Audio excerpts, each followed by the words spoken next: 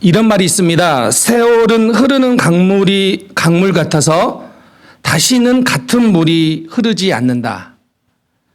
어제는 역사이고 내일은 미스터리이며 오늘은 선물이다. 그래서 우리는 그것을 현재라고 부른다. 가장 어리석은 것은 시간이 많다고 생각하는 것이다. 이 밖에도 시간에 관한, 세월에 관한 많은 경험들은 우리 주변에 많고도 많습니다. 그런데 대부분의 시간과 관련된 경험들은 이런 겁니다. 시간은 아주 귀중한 것이다. 그런데 그 시간은 아주 빨리 지나간다. 이런 의미를 대부분의 경험들이 담고 있습니다. 여러분, 우리 모두가 느낄 겁니다.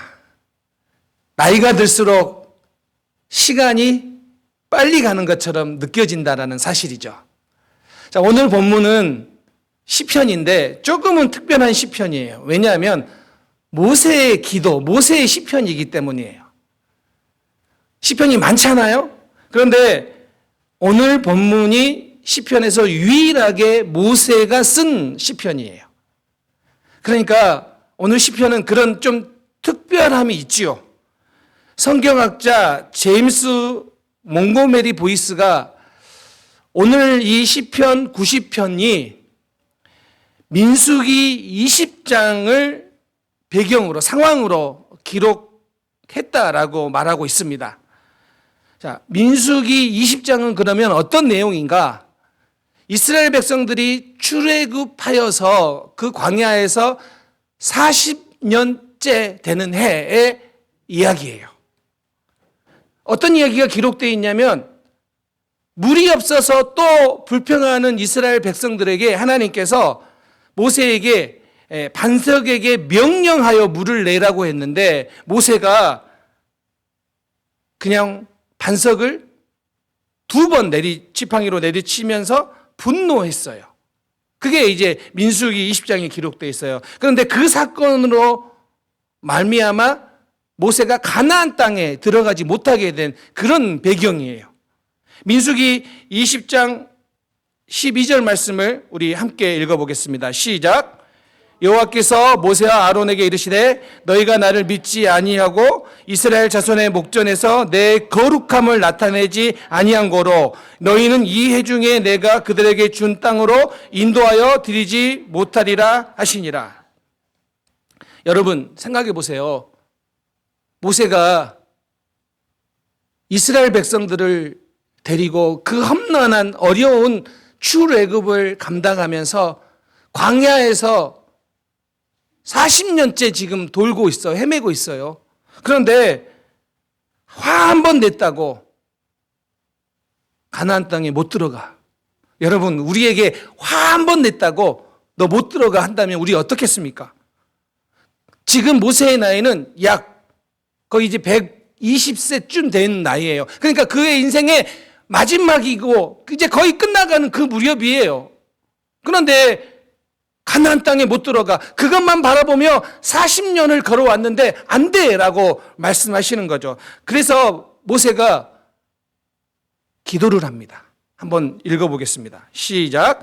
그때 내가 여호와께 간구하기를 주 여호와여 주께서 주의 크심과 주의 권능을 주의 종에게 나타내시기를 치작하였사오니 천지간에 어떤 신이 능히 주께 행하신 일 곧 주의 큰 능력을 행하신 일같이 행할 수 있으리까 구하옵나니 나를 건너가게 하사 요단 저쪽에 있는 아름다운 땅 아름다운 산과 레바논을 보게 하옵소서 하되. 모세가 하나님 가나안 땅에 들어가게 해달라고 기도를 합니다. 자, 근데 하나님의 응답이죠. 신명기 3장 26절 함께 읽겠습니다. 시작. 여호와께서 너희 때문에 내게 진노하사 내 말을 듣지 아니하시고 내게 이르시기를 그만해도 족하니 이 일로 다시 내게 말하지 말라. 무슨 이야기입니까? 이제 더 이상 그 이야기 하지 말라, 그 기도하지 말라예요. 안 된다는 거예요. 그런데 여러분 지금 모세의 인생을 한번 생각해 보자고요. 가나안 땅으로 들어가기 위해 엄청난 수고를 했다라는 거예요. 그런데 그게 지금 눈앞에서, 바로 앞에서 좌절된 거예요. 그러면 40년 동안 광야를 이끌었던 그 시간들은 다 낭비된 것처럼 느껴지는 거예요. 그러지 않겠습니까? 목표는 오직 저기였는데 저기를 가기 위해 40년을 가려갔는데 이제 안 된다는 거예요. 그러면 지금 나 40년 동안 뭐 한 거야?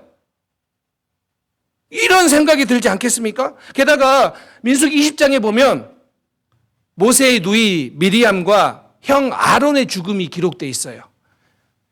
같이 그 고난의 광야길을 걸어 나왔는데 같이 했던 형제 자매가 이제 죽음을 기록하고 있는 곳이에요. 그런 상황 속에서 오늘 본문이 기록되고 있어요. 그런 상황 속에서 모세가 기도하고 있는 내용이에요. 그러면 오늘 우리는 이 모세의 기도를 통하여 뭘 배울 수 있을까요? 하나님은 이 모세의 기도를 통하여 우리에게 무엇을 가르쳐 주기를 원하실까요?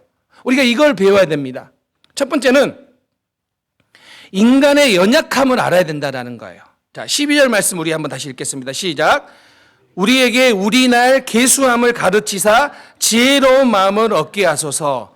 자, 여기에서 우리의 날 계수함을 알게 해달라는 게 모세가 지금 살 날이 며칠 남았는지를 가르쳐 달라는 이야기가 아니에요. 그 뜻이 아니에요. 이 계수라는 히브리어 원형이 마나인데 이게 기본적으로는 세다라는 뜻이 있어요. 그런데 지금 이 기도문을 우리가 시편 39편 4절 5절 다윗의 기도를 보면 그 기도가 무슨 뜻인지 알게 돼요. 한번 읽어보겠습니다. 시작. 여호와여 나의 종말과 연한이 언제까지인지 알게 하사 내가 나의 연약함을 알게 하소서. 여기 뭐라고 이야기합니까? 나의 종말과 연한이 언제까지인지 알게 하사 나의 연약함을 알게 하라고. 내 종말이 언제인지 알게 하사 뭘 알게 해달라고요? 나의 연약함을 알게 해달라고요. 자, 그 다음에 주께서 시작. 주께서 나의 날을 한 뼘 길이만큼 되게 하심에 나의 일생이 주 앞에 없는 것 같사오니 사람은 그가 든든히 서 있는 때에도 진실로 모두가 허사뿐이이다. 지금 다윗이 기도하는데 뭘 알려달라고요? 인간의 연약함을, 나의 연약함을.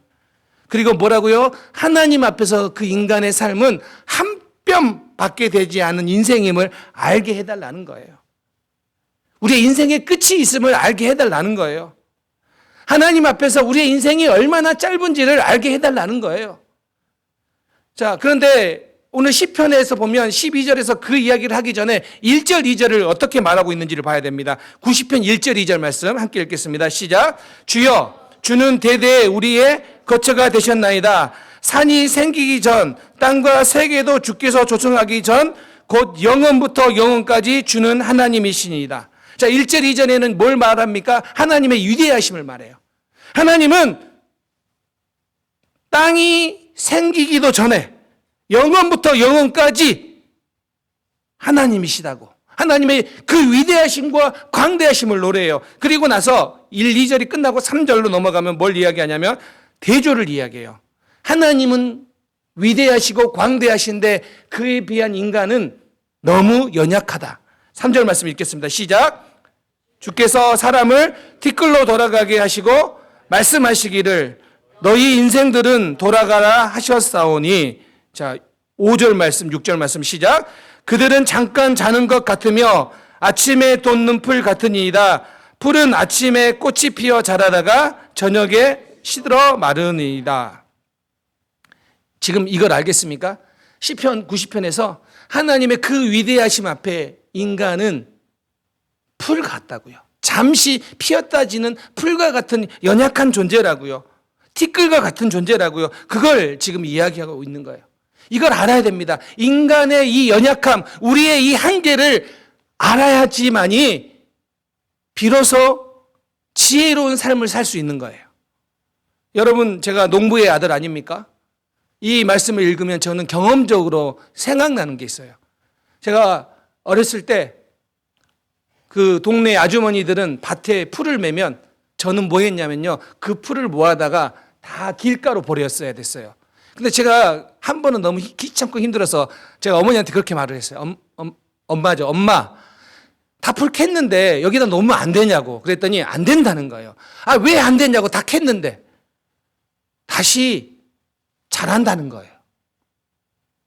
그러니까 그 풀이 얼마나 생명력이 강한 거예요. 그래서 길가에다 버려놨는데요. 신기한 게요. 그 캠프를 오전에 캐서 길가에 버렸잖아요. 이제 해가 져서 저녁 때쯤 집에 갈 때 보면요. 풀이 벌써 말라버렸어요. 아침에는 비가 오고 난 햇빛이 찐 후에 비가 내리고 햇빛이 찐 때 밭을 가면요. 우리 곡식보다 풀이 더 번창해 있는 경우가 너무 많아요. 아니, 같은 풀 종류잖아요. 근데 왜 이 곡식보다 풀이 엄청 빨리 자라고 많이 자라는 거예요. 그래서 그 밭에 풀을 매주지 아니하면 이 곡식이 열매가 맺지 않기 때문에 풀을 캐는데 그 대단하게 보이는 풀도 갖다 놓는 순간 얼마 가지 못해 시들어 버린다는 거예요. 오늘 지금 그거 아닙니까? 인간의 삶이 그렇다는 거예요. 그렇게 연약하다라는 거예요. 제가 요즘 저희 아들을 보면서 제 대학 생활을 많이 이렇게 회상하게 돼요. 왜냐하면 제 아들이 월요일 날 이제 학교를 가면 아침부터 거의 밤까지, 어쩔 때 밤 늦게까지 계속 학교에서 공부하고, 또 공부하면 좋겠지만 공부하고 뭐 크리스천 클럽 활동하고 뭐 놀기도 하겠죠. 뭐 이렇게 하고 있어요. 그래 바빠요. 보니까 일주일이 바빠요. 그리고 금요일 날 이제 집에 오면 집에 와서는 이제 그동안 못했던 또 게임도 하고 친구도 만나고 또 크리스천 클럽에서 무슨 신앙 훈련 같은 거 있으면 거기 또 아침에 가요. 금요일 날 와서 밤늦게까지 놀았는데 아침에 일찍 일어서 나가요. 제가 저희 아들의 체력을 보고 야, 대단하다. 에너지를 보면서 대단하다라고 생각을 해요. 그런데 저는 알아요. 그 젊음, 그 체력, 그 에너지 좀 있으면 곧 시들어가요. 제가 경험했고 여러분들이 경험하는 거예요. 인생이 젊었을 때는 우리가 힘이 많은 것 같고 에너지가 많은 것 같은데 시간이 지나면서 어느 순간 우리의 인생이 덧없이 지나가고 있는 그런 우리 인간의 인생이구나. 이걸 경험하는 게 뭐예요? 그거 알아야 되는 게 뭐예요? 그게 우리의 인생의 모습인 것을 자각하라는 거예요. 오늘 이 한정된 시간을 자각해야지만이 그 시간을 소중하게 쓸 수 있다라는 거예요. 왜요? 우리가 시간에 제한이 한정이 있음을 알아야지만이 하나님께 그럼 하나님 이 시간들을 어떻게 해야지 우리가 소중하게 쓸 수 있습니까? 라고 기도할 수 있는 거예요. 오늘 모세는 지금 그걸 이야기하고 있는 거예요. 그걸 알게 해달라는 거예요. 그걸 알게 해달라는 거예요. 그래야지만이 하나님이 원하시는 삶을 살아갈 수 있기 때문입니다. 여러분, 우리 인간의 연약함, 한계가 있음을 자각하는 것이 지혜로운 삶입니다. 그리고 그 연약함을 알아야 되는 게 왜 중요하냐면 그래야지 우리에게 주어진 시간들을 소중하게 쓸 수 있습니다. 그러면 우리에게 주어진 시간들을 소중하게 쓰는 게 뭐냐? 오늘 본문에서는 그것을 하나님을 경외하는 삶이다라고 표현할 수 있습니다. 자, 12절 후반부에 지혜의 마음을 얻게 하소서. 우리날 계수함을 통하여 뭘 알게 하라고요? 지혜의 마음을 얻게 하라고요. 인간 스스로는 인생이 얼마나 덧없이 지나가는지를 스스로 깨달을 수 없다라는 거예요. 사람들은 시간이 다 지난 다음에 그때 비로소 시간이 너무 빨리 지나갔구나라고 생각한다라는 거예요. 그런데 모세가 기도하는 게 뭐냐면 하나님 도와주옵소서. 하나님 나를 깨우쳐 주옵소서. 그래서 이 시간이 우리 인간의 삶이 얼마나 제한적이고 이 시간이 얼마나 빨리 간지를 알게 하사 하나님을 의지하고 하나님만 경외하게 하소서 이 기도를 하고 있는 거예요. 그래서 13절 14절 말씀 오늘 본문을 읽어보겠습니다. 함께 읽겠습니다. 시작. 그 다음에 13절 14절 말씀 시작. 여호와여 돌아오소서. 언제까지니까 주의 종들을 불쌍히 여기소서. 우리를 만족하게 하사 우리를 일생 동안 즐겁고 기쁘게 하소서. 자, 이 13절, 14절 말씀을 잘 봐야 되는 게 이거예요. 우리가 하나님을 의지할 때, 우리가 시간이 너무 짧음을 알면서 하나님을 의지할 때 아침마다 주의 인자를 충만히 경험하게 되고요. 그럴 때 비록 수고와 슬픔이 있다 할지라도, 날아가는 것 같은 인생이라 할지라도 우리의 삶에 주님의 이루하심으로 기쁨을 경험할 수 있다는 거예요. 이걸 지금 이야기하는 거예요. 하나님을 경외하는 자들이 누리는 지혜가 바로 이와 같다라는 거예요. 정말 시간은 빨리 가지만, 근데 뭐라고요? 그때 하나님을 경외하고 하나님을 의지할 때 그 날아가는 인생 같은 그 시간 속에서 하나님의 위로하심을 경험하고 기뻐할 수 있다는 거예요. 이게 지혜로운 마음이에요. 전도서 12장 13절 말씀 함께 읽겠습니다. 시작. 일의 결국을 다 들었으니 하나님을 경외하고 그의 명령들을 지킬지어다. 이것이 모든 사람의 본분이니라. 잠언과 전도서에서 핵심이 뭡니까? 여호와를 경외하는 것이 지혜의 근본이다. 여호와를 경외하는 것이 지혜의 근본이라는 거예요. 이거를 우리가 모르면 우리의 시간 속에서 우리의 인생을 그냥 낭비하고 지나가는 시간으로 보낼 수밖에 없는 게 인간이라는 거예요. 자, 오늘 그러면 이제 모세 이야기를 한번 볼까요? 자, 모세는 가나안 땅에 들어가지 못합니다. 그런데 그 사실을 안 때와 가나안 땅을 목전에 두고 죽기 전에 모세가 어떻게 변했는지를 한번 볼까요? 신명기 33장 32절은 뭐냐면, 모세가 가나안 땅에 바로 들어가기 전에 이제 죽음을 앞두고 이야기하는 부분입니다. 함께 읽겠습니다. 시작. 이스라엘이여, 너는 행복한 사람이로다.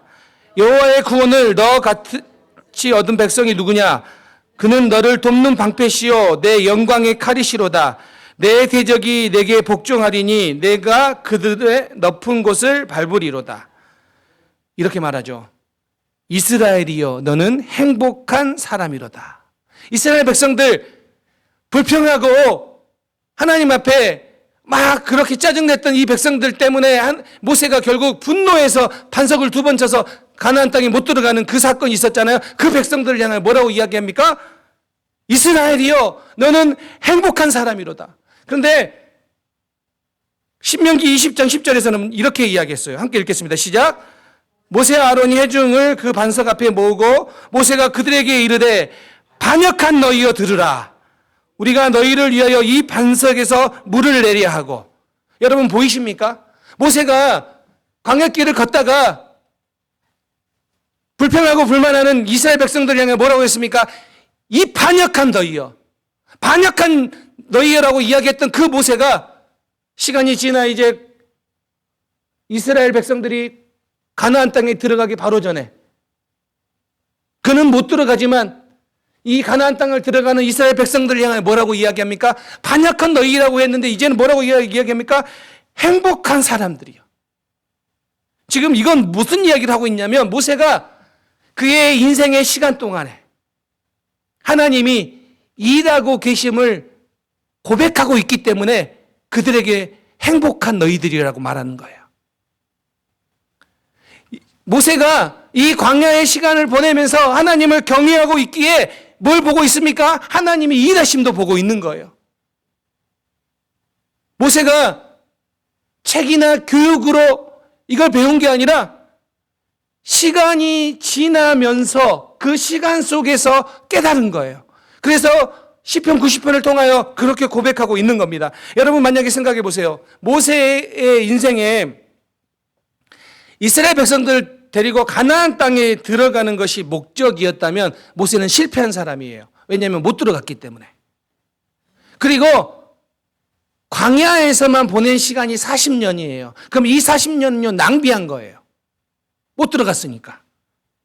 어쩌면 가나안 땅에 들어가기 전 이 모든 인생 120년의 시간을 어쩌면 잃어버린 시간이라고 말할 수 있어요. 가나안 땅에 못 들어갔으니까. 그런데 지금 이 모든 시간을 통하여 우리가 깨달아야 되는 것은 무엇이냐면 하나님은 모세를 이 광야의 시간들을 통하여 결국에는 하나님의 사람 모세로 만드셨습니다. 이거예요, 이거. 그러면 애굽에서 배운 것들, 미디안 광야에서 배운 것들은요, 아무런 쓸데없는 시간이 아니라 그 모든 시간들이 다 필요했던 시간이에요. 왜 필요했던 시간이에요? 왕궁이나 광야나 이스라엘 백성과 함께 출애굽했던 이 모든 시간들을 통하여 모세는 하나님을 의지하는 데 필요한 시간이었다는 거예요. 여러분, 우리의 인생 가운데 동일하게 적용될 수 있는 거 아닙니까? 시간이 그냥 지난 것 같은데, 아니, 우리의 이 시간들을 통하여서 많은 사건들이 일어나지만 그 사건들을 통하여 뭘 깨달아야 됩니까? 하나님을 경외하고 하나님을 의지하는 사건으로 하나님은 우리를 인도해 가신다는 거예요. 자, 보세요. 모세가 중간에, 그 인생이 중간에 흔들렸어요. 흔들렸다고요. 짜증냈다고요. 내가 이거 해야 되냐고 분노했어요. 그런데 하나님은 그 시간들을 통하여 마침내 모세를 알게 하시고 깨닫게 하시고 하나님의 사람으로 만드셨다는 거예요. 하나님께서. 그래서 이렇게 표현할 수 있어요. 하나님은 시간 속에서 역사하십니다. 하나님은 우리의 인생 가운데서 일하십니다. 이 사실을 믿으면 우리가 모세처럼 중간에 흔들릴 때도 있어요. 믿음이 흔들릴 때. 그럴 때에도 우리가 잊지 말아야 되는 게 하나님은 그 시간들 속에서도 역사하십니다. 여러분, 우리의 삶을 한번 보자고요. 좀 삶이 잘 풀리면 대부분의 사람들이 뭐예요? 할렐루야. 네. 할렐루야를 외쳐요. 그런데 인생에 극심한 고난이 찾아오면 어떻게 말합니까? 하나님이 계신가? 하나님이 나를 사랑하신가? 이런 질문을 쏟아내요. 저는 목회를 하면서 정말 많은 분들의 임종을 지켜봤고 그 마지막 시간을 또 예배하면서 보냈던 시간들이 많습니다. 그런데 병으로 인하여 육신이 너무 고통스러울 때는 어떤 사람들은 그렇게 이야기도 합니다. 목사님, 기도 좀 해주세요. 이 고통 때문에 진짜 하나님이 나를 사랑하는지 헷갈릴 때가 있어요. 이 죽음의 이 선고 앞에서 두려울 때가 있어요 라고 말하는 경우도 들었고요. 최근에는 제 후배 중에, 대학교 후배 중에 그 남편이 이제 40대인데 선고를 받았어요. 그런데 이제 가끔 전화해서 이제 기도를 부탁하면서 무슨 이야기를 하냐면, 내가 무슨 죄를 지었기에 하나님 나 이렇게 고통스럽게 하는지 모르겠다고 생각될 때가 있어요.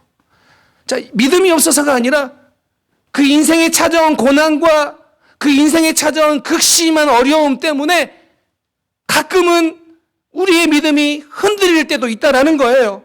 그러면 여러분, 그렇게 믿음이 흔들리는 사람들은 다 중도 탈락인가요? 아니에요. 적고 많고의 차이가 있을 뿐 모든 사람들은 때로는 이런 극심한 고난 앞에서, 삶의 방황 앞에서 흔들릴 때가 있어요. 위대한 선지자나 사도들도 하나님이 나를 사랑하신다면 이럴 수가 있는가 하며 불안하고 어려워했던 경우도 있습니다. 자, 그런데 그렇게 보면 엄청난 고난이나 환난 속에서 여기 있는 우리 모두 중에 누구라도 그래도 내 믿음은 유지되라고 자신 있게 말할 수 있는 사람이 어디 있겠습니까? 그런데 구원이 무엇인가, 구원은 무엇인가라는 책을 보면 이렇게 이야기를 합니다.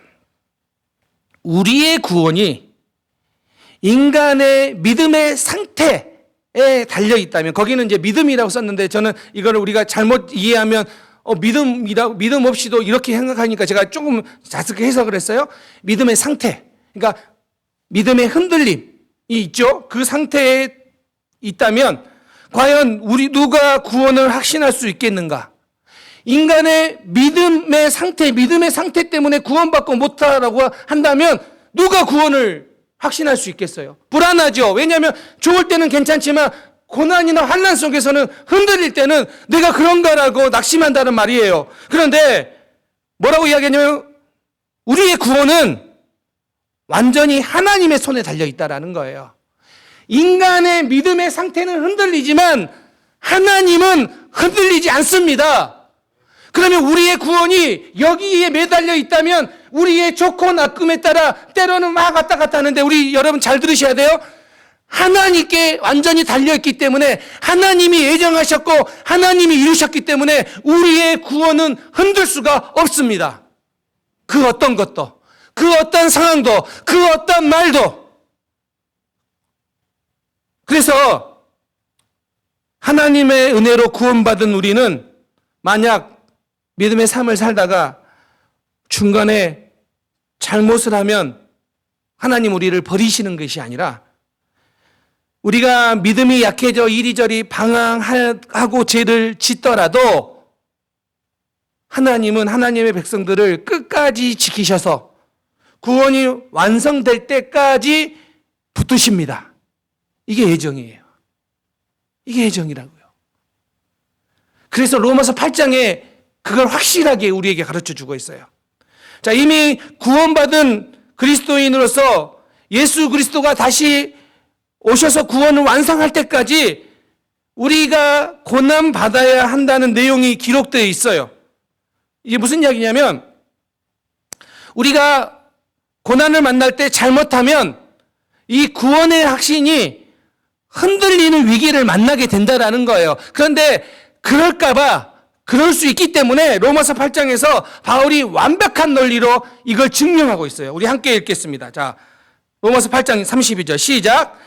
자기 아들을 아끼지 아니하시고 우리 모든 사람을 위하여 내주신 이가 어찌 그 아들과 함께 모든 것을 우리에게 주시지 아니하겠느냐. 자, 무슨 이야기입니까? 우리를 향한 하나님의 사랑은 변하지 않습니다. 무엇으로 그걸 증명합니까? 독생자를 아끼지 아니하고 내어주신 그 사랑 때문에 하나님이 가장 아끼시는 독생자를 내어주셨는데 엄청난 희생을 치르면서 그 사랑을 주셨는데 그 하나님의 사랑이 변할 수 있겠냐는 거예요. 우리가 약해진다고 우리가 조금 흔들린다고 해서 하나님의 사랑이 변할 수 있느냐? 변할 수 없다라는 거예요. 여러분이 살아가면서 종종 그럴 거예요. 믿음이 좀 약해지고 혹시라도 죄를 짓고 그러면 내가 하나님이 이렇게 해서 하나님이 나를 벌 주시면 어떡하지? 아니면 하나님 내가 구원받은 백성이니까 이렇게 흔들리는 그런 때가 있다라는 거예요. 그렇게 말한다는 거예요. 그런데 다시 한번 기록하라는 거예요. 여러분의 믿음의 상태가 아니라 하나님의 완전하신 사랑 때문에 하나님은 우리를 구원하십니다. 우리를 끝까지 구원하십니다. 그 이야기예요. 그러면 시간 속에서 우리의 믿음이 흔들릴 때가 있을 수도 있죠. 낙심하지 마세요. 하나님이 여러분들을 끝까지 구원이 완성될 때까지 이끄신다는 거예요. 이게 예수 그리스도를 통하여 우리에게 보여주신 사랑이에요. 이제 말씀을 마무리하겠습니다. 우리가 믿음의 길을 걸으면서 그냥 지나가는 시간은 없어요. 그러니까 우리가 믿음의 삶을 살면서 낭비되는 시간은 없다라는 뜻이에요. 왜냐하면 그 시간 속에서 하나님은 일하고 계시기 때문입니다. 인생을 살아가다가 흔들릴 때 주저마시고 예수 그리스도의 십자가를 바라보십시오. 나를 구원하시기 위해 얼마나 큰 독생자를 내어주신 그 사랑이 우리에게 약속으로 주어졌으니 흔들리지 말고 끝까지 승리하시는 우리 성도님들 되시기 바랍니다. 우리의 삶에 있어서 업앤다운은 있지만 하나님이 끝까지 완성하시기 때문에 끝까지 그 구원을 이루시기 때문에 여러분 잠시 흔들리는 주변의 사람들 때문에 낙심하지 마십시오. 하나님께서 하나님의 백성들을 끝까지 인도하시며 역사하게 될 줄 믿습니다. 아멘. 기도하겠습니다.